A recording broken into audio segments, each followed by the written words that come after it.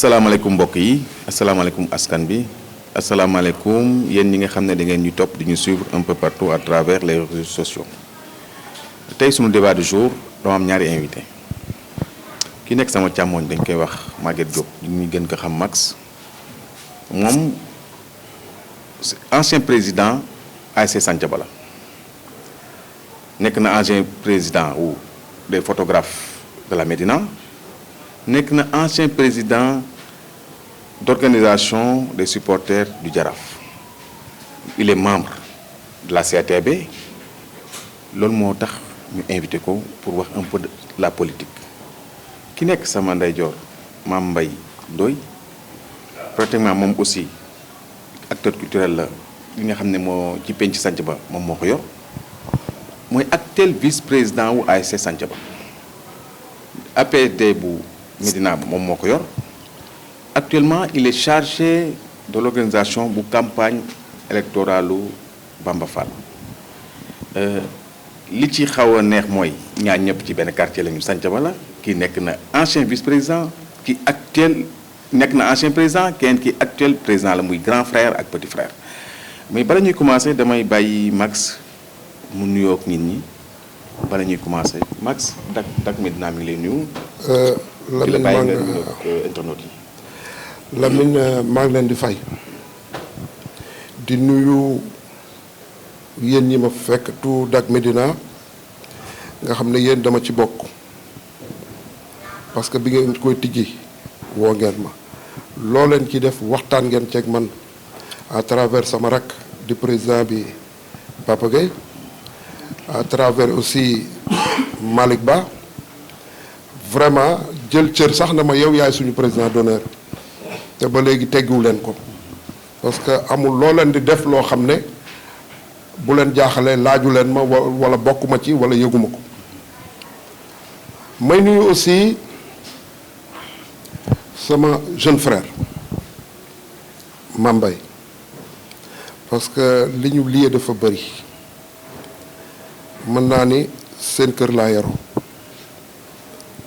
ay frère am muy bas di mogóor sama mag doon samay nawle ma xam bu baax seen waa kër xam ngor ci ñoom xam ko ci maamam Cheikhou Diaw xam ko ci sama maam sax laa wax Cheikhou Diaw xam ko ci sama maam Assouley maam fierté toog ak moom tey pour waxtaan ci li nga xam ne moo soxal Médina ci li nga may laaj Lamine ma ñëwaat aussi di wax ni may nuyu sama leader dinaa wax ni leader jéggi na foofu ak man sama soppe sama xarit Cheikh Ahmed Tidiane Ba incha allah futur maire de la Médina le 23 Mame Mbaye ma lay jottali nuyoo aussi nga joxal ma nuyoo sama nuyoo nga jottali ma ko le maire Cheikh Ahmadou Bamba Fall sama rak parce que Bamba mën naa ni sama ndijaay Mamadou Assane Diop Doudou Assane Diop moo ko dugal ci politique defe naa ci moom la tetteew ba yegg si fi mu yegg si tey politique Doudou Assane sama ndijaay taawam mi ngi ko tuddee sama yaay ummi kon war naa ci mën a xam lu bari aussi Lamine may nangu cër bi ngeen ma jox parce que hiérarchiquement ñoom ñooy maire ñoo waroon njëkk wax ñoom nga waroon tànn micro ñun nekkaguñu maire on le sera inchallah le soir du dimanche 23. mais ñun dañu nekk ci plateau. nekk biir Médina dañu xam droit d'aînesse. parce que loolu la ñu yaree. loolu la ñu xam donc bu ñu fi ñëwee. munoo nekk mag bi ñu commencé si yow. Mame Mbaye ma bàyyi la ak internet yi nga nuyoo bala ñuy dugg ci du sujet bi. ok asalaamaaleykum mbokk internet Dak Médina maa ngi leen di nuyu yéen ñëpp di nuyu tamit ñi ma fi fekk ñëpp comme ni mu ko waxee rek la ngeen ko def jagleel ko moom Max c'est mon grand si kanamam laa yoroo màggee et maa ngi koy nuyu di ko jox cër bi di ko wax sarak màgg na macha allah li nga wax nag ci côté la mu nuyu Bamba dina ko yéeg dina ko dégg dinañ ko jotal et may wax mbokk internet yi ñu ngi leen di nuyu yéen ñëpp boole si nag di beral nuyoo suñu leader du ma ne sama leader suñu ne suñu parce que mooy maire Médina ba à l'heure actuelle may wax ak yow képp kuy jóg ci Médina moom mooy sa maire ba moom sax leader am moom mooy maire am et maa ngi koy nuyu di ko beral nuyoo di ko wax tamit di ko nuyul tamit Cheikh Tidiane Ba comme ni mu ko waxee le jeune Messi ñoom loolu la ñu wax te du jeune parent ndax grand frère u Bamba la et maa ngi koy nuyu et di ko wax di courage mi ngi si yoon xëy na bés dina xaw a màgg mais yoon bi jotagul jërëjëf. voilà donc su ngeen déggee ñaari kàddu yi da ngay xam ne le débat est déjà campé yow ki nga àndal mooy Bamba Fall. c'est le maire sortant. lan moo war a tax moo war a laajaat Médinois yi war ko joxaat seen ay kàddu pour mu mën a jiite Médina. Koli def naa loolu réponse bi day yomb parce que Mamadou Bamba Fall ñëpp xam nañ ne opposition la ci biir Médina yàlla dogal mu nekk maire Médina Birame Sassoum génn àdduna yàlla na ko yàlla xare ji àdduna mu géré ko par intérim ñu pare si ñun man mi waxaa ya wax keneen ak keneen ñu ànd wàcc sur le terrain dagaan baatu Médina Médina fal mi tey ñu ngi à l'heure de bilan def naa ne am na flyers yu génn dinaa leen ko envoyé ngeen gis toutes les réalisations yoo xam ne compétence bi nga xam ne moom la maire yi am muy compétence transférée fi maire yi commencé ba fa mu jeexee lañ ñu sa dénk point par point lépp lañ sa def mi ngi ci réalisation yi loolu tey ñu dénkoon ñun Médina loolu la ñu delloo waat Médina ñun bokk ñu ci ñuy wax naan Médina jox leen ma téyel leen dañ ne yéen ñu dénkoon la ngeen ñu dénkoon lii la ñu réalisé mi ngi nii seen kanam bu leen doyee baax na bu leen doyul Médina mooy àtte ñoom ñooy laaj mais ñun laajul te réalisation yi bari na lépp loo ñu ci laaj ci point boo bëgg rek mën nañ ci dugg lépp mën naa la ko détailler benn par benn parce que man dama ànd ak moom avant ba tey ñu ngi ànd ba léegi ñu ngi ànd te lépp lu ñu ci def dama fekkee te yàlla def nag may APDC wu Médina acteur porteur dynamique communautaire lépp lu communauté bi di dox ci biir Médina am naa chance su bokk ci ñi koy àtte. fekkee nga waaw ci lépp voilà.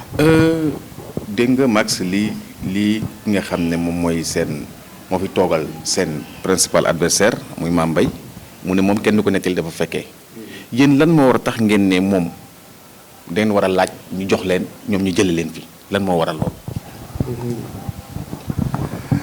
Lamine merci ci question bi nga wax ma bëgg wax sama rakk ni ko le jeune la wax nee na Bamba mooy le jeune Bamba politique du jeune mooy le jeune jëlal donc suñu Messi bi ñun Messi c'est pas le Messi en tant que joueur c'est le sauveur.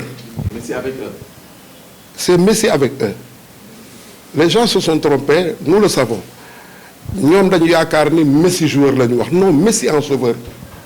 Okay. Lamine, je trouve que la Médina doit être sauvée sur beaucoup de choses. lu tax nga wax pour ñu ko sauver ban péril sama rakk ji il vient de dire un bilan. ah man gisaguma ko yow da nga ko gis. am na flyers yu génn. lire naa flyers bi. ñu ne seen bilan la da ngay contester li un bilan sur une fayette dinaa ko contester.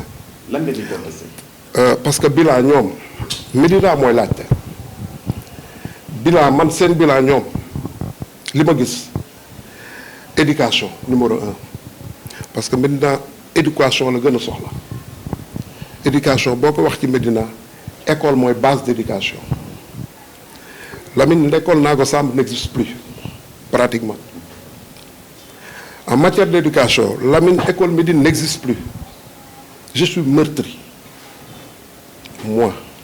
mais motion Nago Samb ban. S'il vous plaît. Non, s'il question, vous plaît. motion, là. Non, moi je ne fonctionne pas comme ça. Je ne fonctionne pas comme ça. ah on est en Je débat ne hein, fonctionne on est en pas comme discussion ça. hein. Je ne fonctionne, en tout cas, moi je ne fonctionne mais pas nekk comme une ça. conférence de presse discussion. Non, je ne fonctionne pas comme ça. ok allez-y. Je Je vous vous laisse. laisse les parler. On parle de l'éducation. Laissez-moi parler. Ok. Je ne vous couperai da jamais. ngay contester ci bilan sur l'éducation. Voilà. Sur l'éducation. Lamine, je vous ai dit, l'éducation, c'est d'abord l'école. c'est le pilier de la société. C'est le pilier de la société. Lamine Médina était une référence. C'était une référence. creuset d'intellectuel la woon et de savoir. Creuset d'intellectuels, comme vous le dites, et de savoir. ok Quand vous dites à la Médina que le ministre Pape Abdoulaye Seck fi la jàngee génn. Quand vous dites que Cheikh Tidiane Gadio jaar na ci école Médine bi génn. Quand vous dites Seydou ci école bi la génn. Quand vous dites que moom Cheikh Ba ci école bi la génn. quand vous dites que le professeur Souleymane Boub ci école bi la génne quand vous dites que Mamour Fall qui est le président des experts comptables doomu Médina ci école bi la génne Médina dafa génn grenier boo xam ne dañu servir dëkk bi foo jëm nag sur le plan éducationnel sur le plan sportif sur le plan culturel dañu mës a nekk référence te bi ñu gën a soxla mooy sur le plan de l'éducation. Ok. Je me rappelle quand j'étais petit ñun dañu daan encadrer. Il y avait nos grands frères qui nous encadraient. On était forcément obligés de faire des cours de vacances à travers suñu ay mag dudloo ak ñeneen ñoo du cité. Nous étions trop bien éduqués.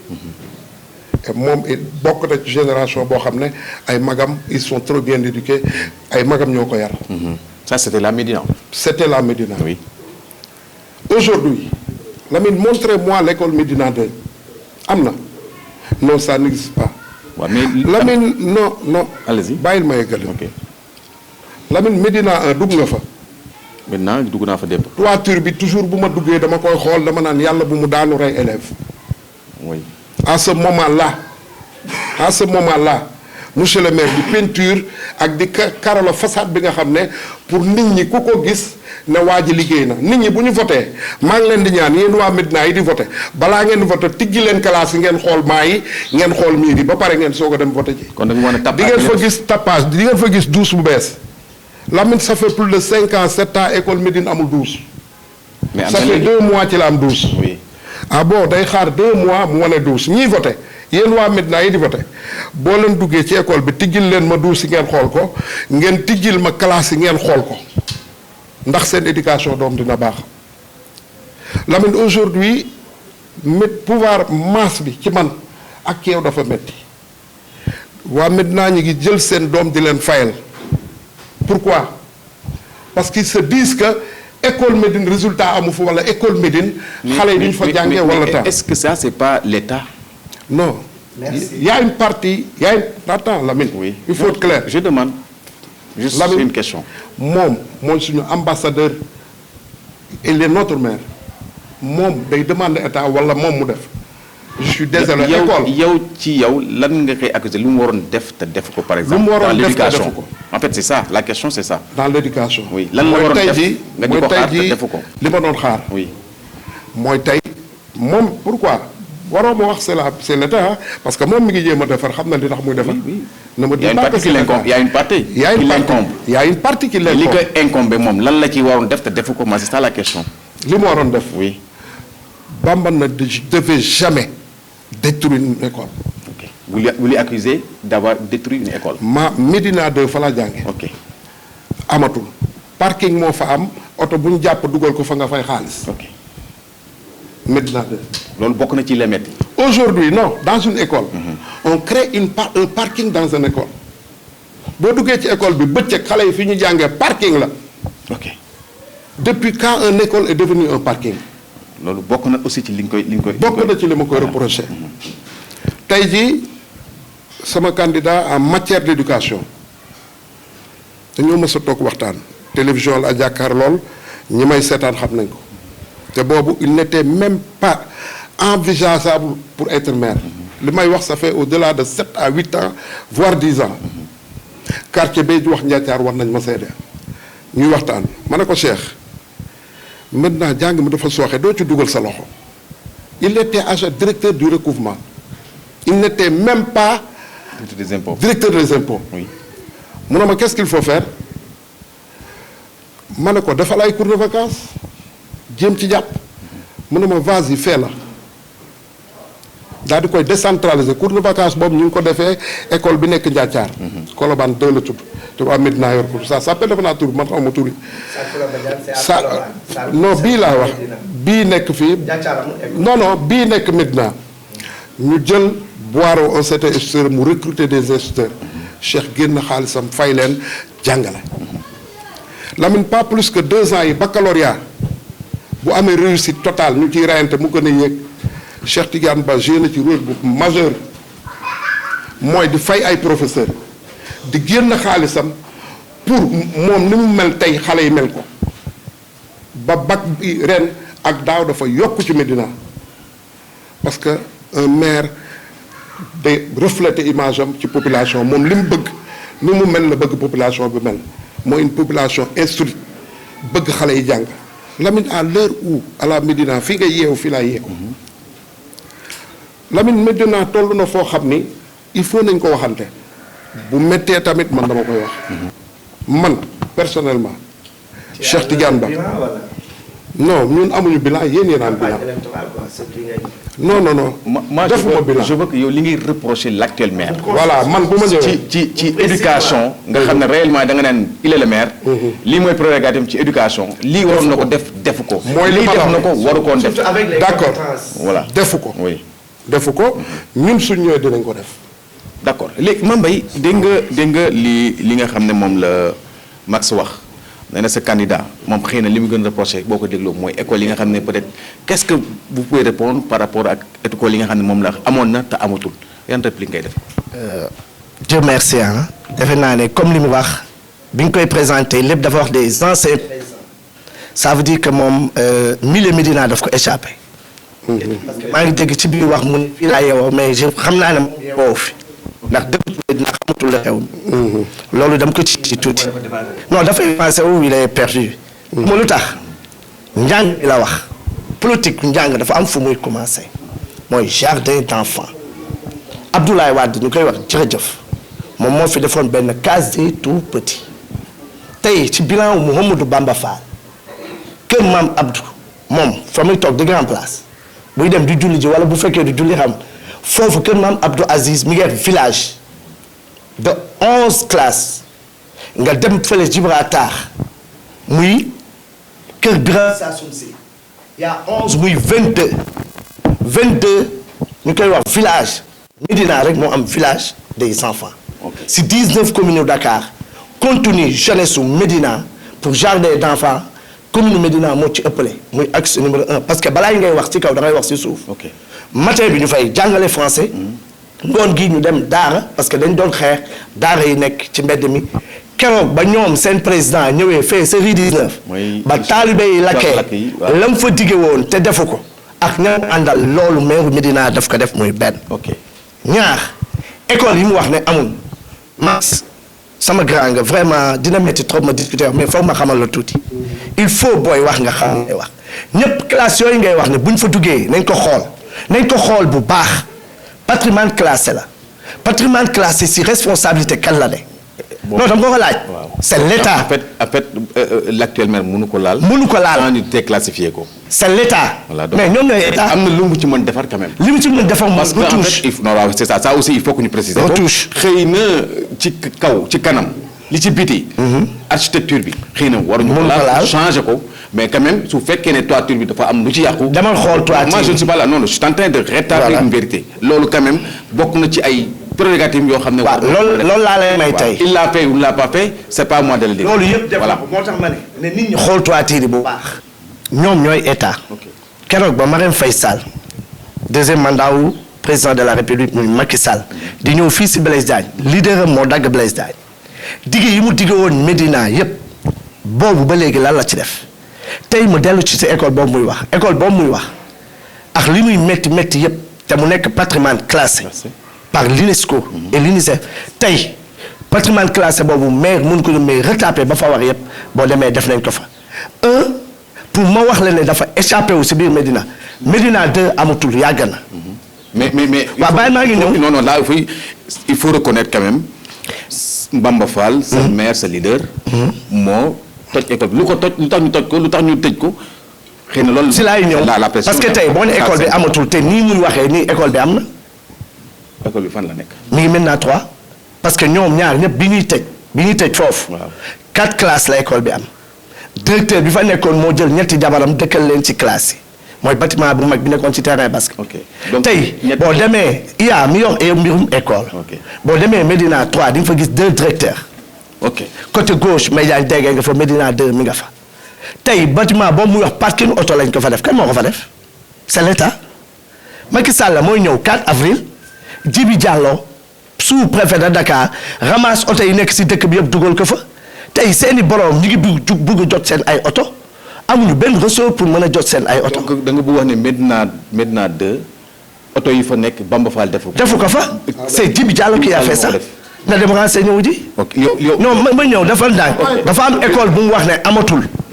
Naago Samb. moo tax ma koy laaj fan la ne. Naago Samb bi ngi Gibraltar.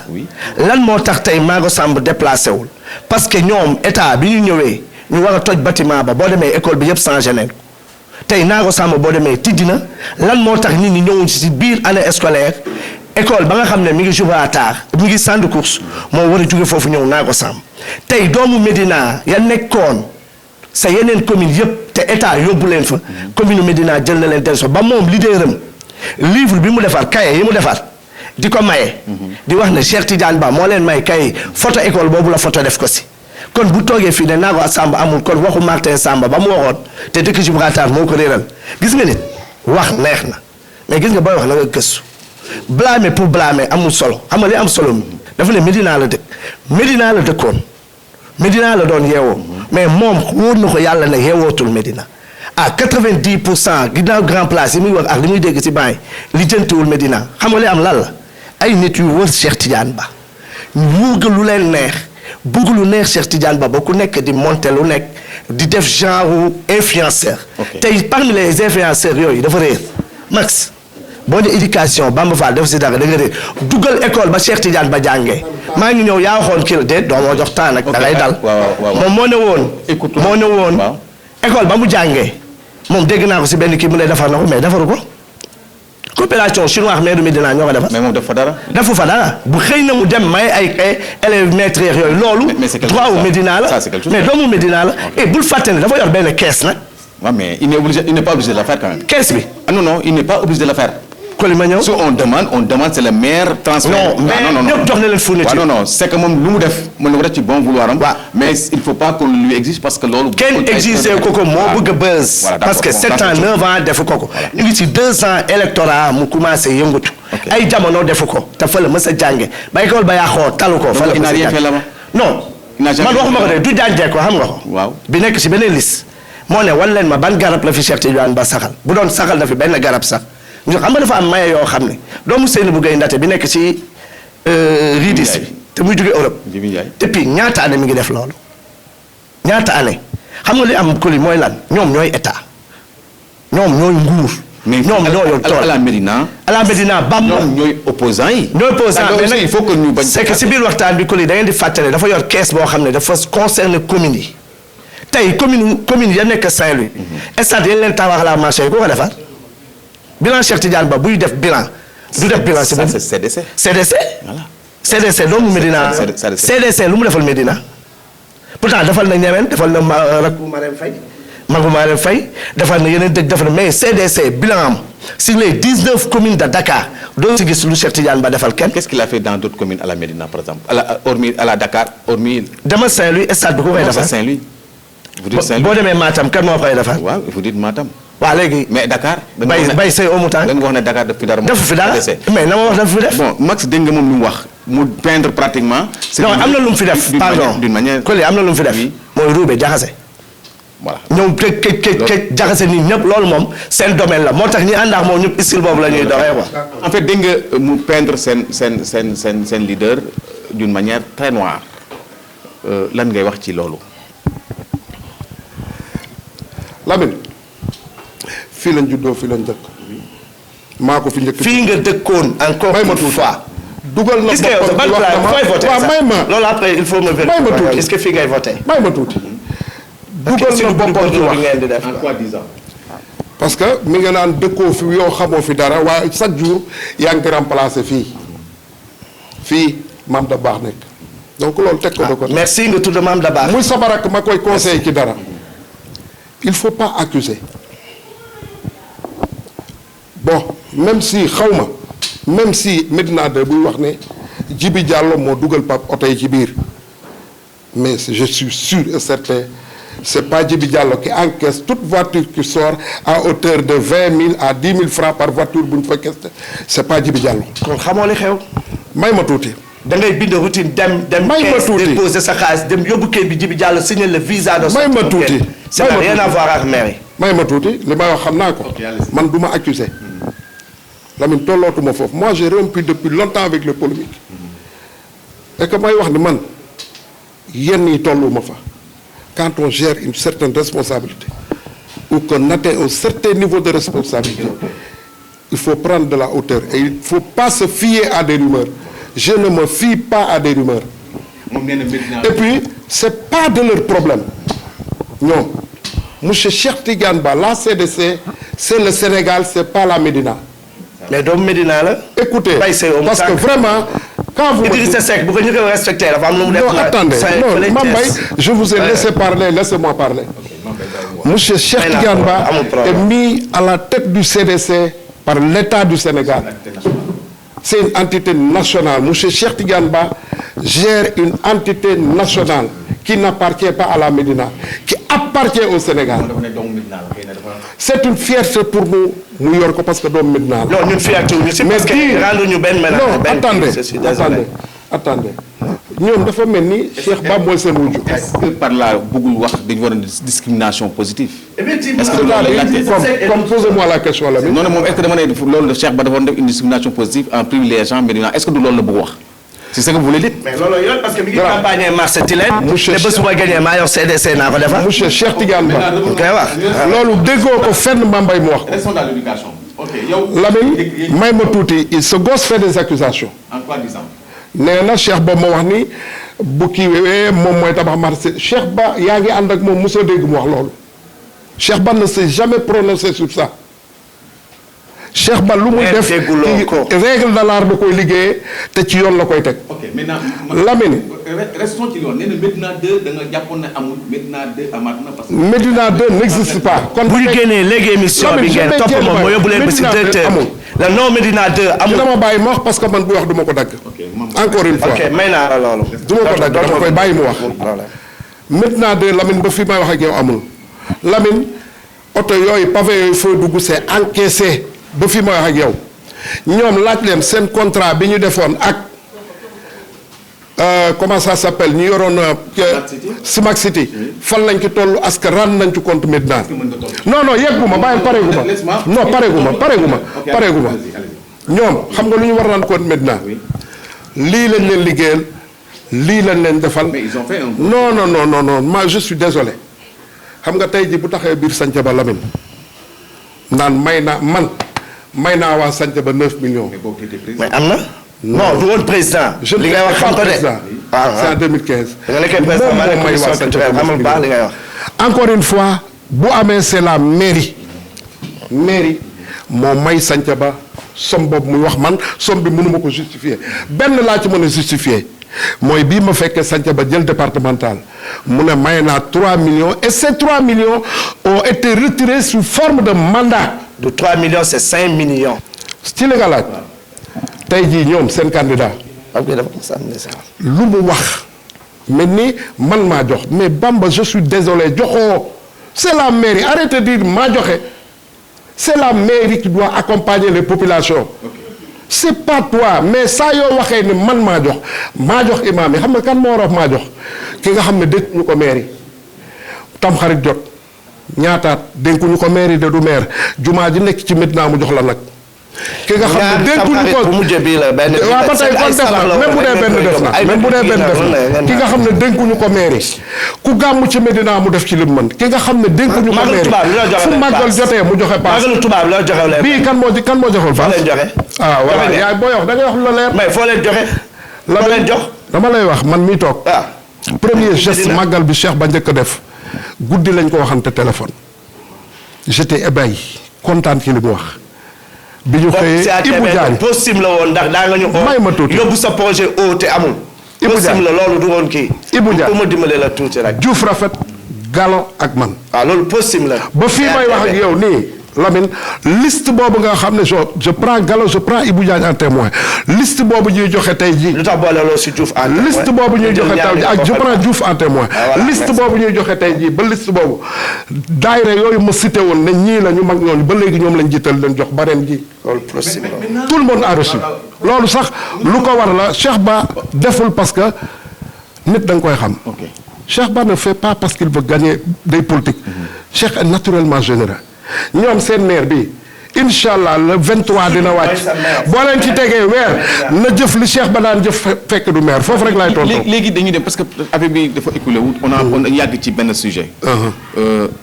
Cadre de vie à la Médina, qu'on le veuille ou non, c'est un réel problème. yéen da ngeen di laaj mairie bi lan ngeen mun a promettre Médinois yi ci cadre de vie à la Médina. Lamine posé nga question bu important j'aime bien ça parce que man personnellement ñaar yooyu laay xaw a xaale Cheikh Ba mooy cadre de vie éducation éliruma Cheikh Ba man mii toog pour ñu naan ñii ñoo ko faraloon muy joxeek wala muy teggi li may séq man ak moom ñoo ko séq c'est une amitié et c'est sincère vis-à-vis de lui par rapport à moi Cheikh même trop je le sais mais tey ñu ngi koy jox incha allah le 23 bu satisfairewul Médinois yi man may njëkk génn wax kenn saxaluma tàngal xam nga fan lañ koy xaare éducation cadre de vie mairie mënul dundal quartier mairie mënul dundal population mairie day def loo xam ne population bi daf ci jariñu di ci dund may leen féex seen cadre de vie seen njàngu doom mairie lu mu mën mu def ko ci mairie foofu lañ koy xaarewuñu tey jii ñu naan dégg nga Cheikh li mu wax c'est parallèle li mu wax dafa leer Max wala ñëpp la ko wax bu ma jëlee mairie bii même ba tabaski bu may joxe aide dafa am ay commission yu koy def c'est pas que yow fii nga far ba jox la. C'est ce qui se passe de l'autre côté aussi. Si c'est ce qui se passe de l'autre côté loolu moo fa am. lan moo am fan. waaw c'est des partisans la parce que tey jii boo xoolee employé yu bëri yi.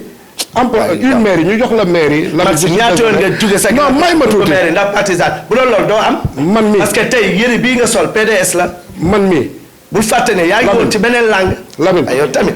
man yonent bi rek laa gëm.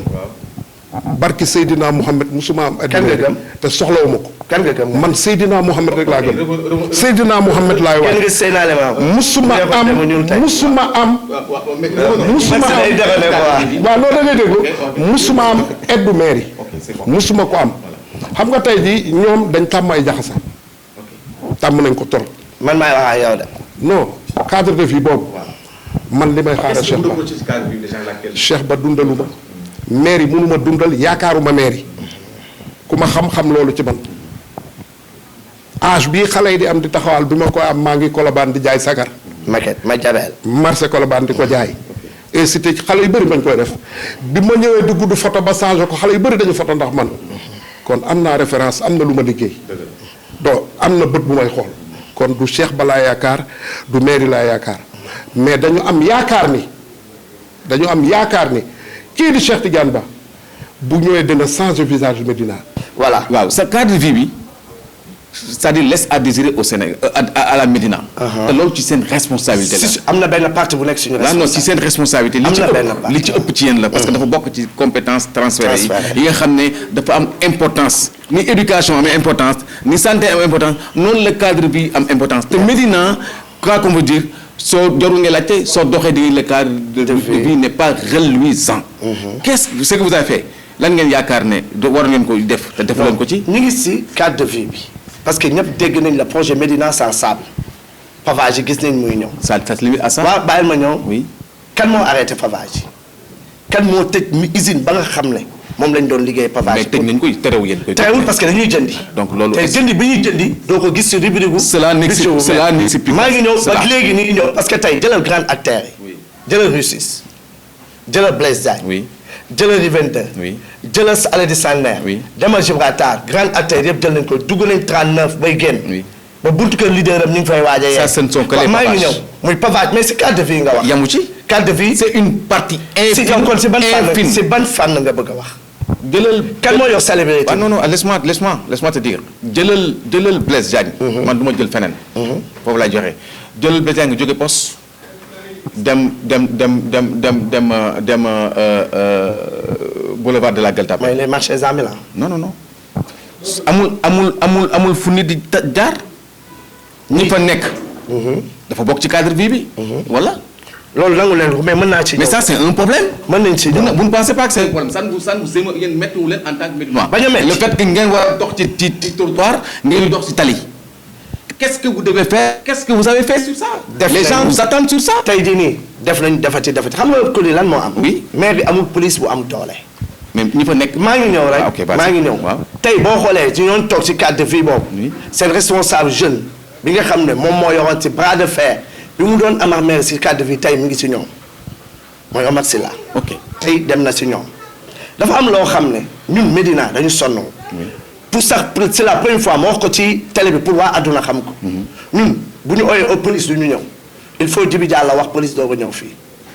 gis nga jour bi ñuy dindi marché bi man Mbaye maa taxaw si kaw camion bi en tant que doomu Médina gisoo fi homme de dignité pourtant dañ leen bind ñu ñëw ba Blaise Diagne taxaw ñu oo leen na leen dugg leen si milieu bi ay gilet vert rek nga gis tey ONAS moom maire bi ak yow a ci yem boo woowee ONAS tey jii nii boo woowee ONAS ak yow nga oo ONAS ak maire bi yéen a ci yem muy ñaar su dee si célébrité bi salte bi compétence la woon boo xam ne maire ko yoroon mais tey ñëpp jël nañ ko retourné ko waa ICG non ñu leen di remercier gis nañ nag ñuy def travail parce que ñu du yàq jëf bu extraordinaire ñu ngi koy def si kaw mais gis nga cadre de vie bi Macky Sall lan la waxoon bi mu falee ministre am ñu xëy ñuy daaj di dëkk bi yëpp ñu ne kenn dootul lalati si kaw tali bi pourtant ñun dañ si ànd ak ñoom def ko bañ ko defee ba pare fan la mujj dafa am moyen yoo xam ne commune même bu ko buggee antalu ko parce que Médina c'est là où on vous attend c'est-à-dire su fekkee dañu ngeen di laaj baasu askan bi. pour nekkal fi askan bi. ñu jox leen ko li ngeen war a liggéey ngeen ne mun leen ko liggéey. non waxuma ba léegi mënuñu ko liggéey. dama ne ñi ngi dox mais xam nga li gën a doy waat ko li mooy lan. nga nekk si dara di xeex état taxaw sa ginnaaw ne loolu du am. donc c'est l'état qui est l'état ñun Médina lépp lu ñu liggéey xam nañ ne état daf ñu teg parce que tey état mënu fi fal 5 ministres PDG yeex yëpp benn bekk suukar mënuñu ko teg si Médina imagine nga loolu si bopp.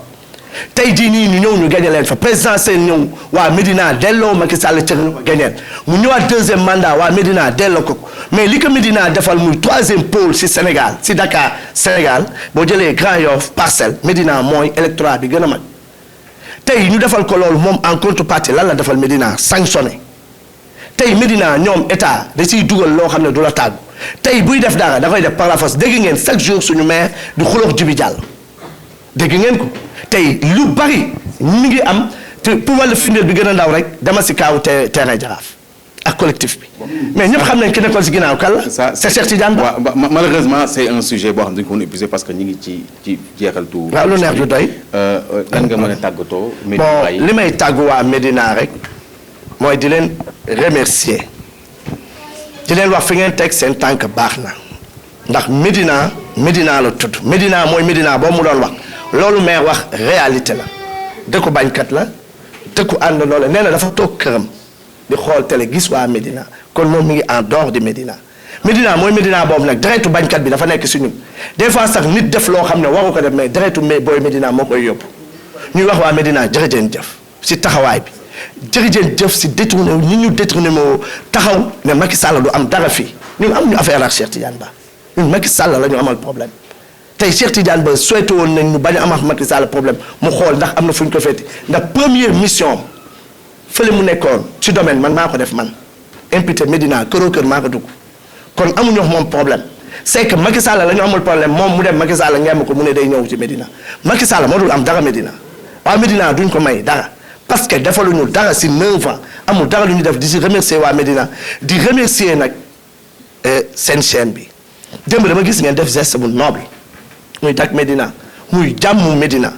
te ma gis chaîne yëpp nekk man chaîne laa yor keneen yor yoon mais li ngeen siy def muy di xeex chaque jour pour jàmm am jàmm jooju dañ leen koy remercier parce que ba à l'heure actuelle maire moom mooy maire bu Médina te le 24 si ngoon moom moo nekk maire bu Médina mooy maire bu Maguette mooy maire kii nga xam ne mooy Cheikh Tidiane Ba mooy maire Pape Momo Diop en passage ñu leen di nuyu parce que gis nañ discipline mooy maire Awa Diène mooy maire Ousmane ñu leen di nuyu ñoom ñëpp di leen wax Max c'est mon grand su ma sañoon tey du ñu discuter mais dama leen woon sa rakk màggan te sa tànk la ñu yaroo maa ngi lay encourager si politique bi nga nekk si li ngay doxal mais boo demee ba gestu del gestu sa rakk xam ne màgg nañ te am nañ taxawaay bu mat sax di sant di gërëm di wax sa responsable yàlla na ko yàlla may xolu muñ bu la 24 mu mën a muñ defet bi mu wax ay absecté te na fexe ba bu génnee Médina buñ ko gañee bu mu bàyyi waa Médina na continuer la mu daan def bu dee dëgg la si moom jërëjëf. waa mbokk yi gis ngeen sunu débat bi nu mu neexee mais malgré lépp